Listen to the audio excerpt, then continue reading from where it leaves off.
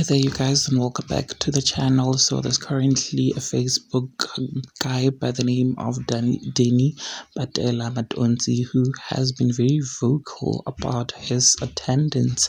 Yeah, the IPCC church. He speaks about his experiences because he is no longer a member of the church. So he's been, going out there to make very much a serious allegations and regarding the church, what they did to him, his grandmother, his mother, his whole family. So he recently admitted and accused the church of the IPCC rather, as the one who took his mother's life, as he says that his mother did not want to take medication after she rather was instructed by the church. She said, my mom and nieces, my mom had hypertension, which is manageable if one takes treatment correctly and you can live longer with it.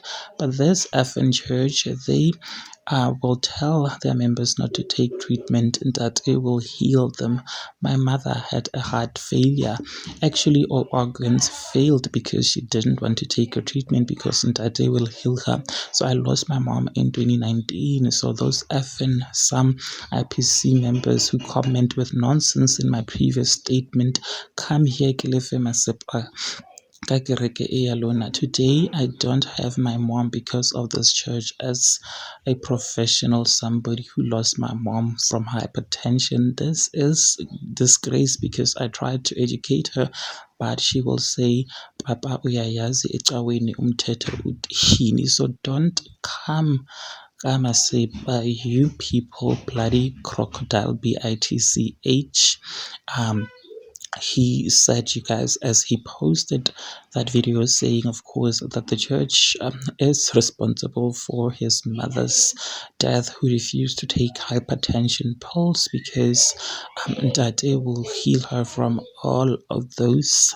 And says that not only as her mother, but there's a lot of people who are not taking their medication because they believe that it will heal them. If they do take their medication, it simply means that they do not believe in Ntate.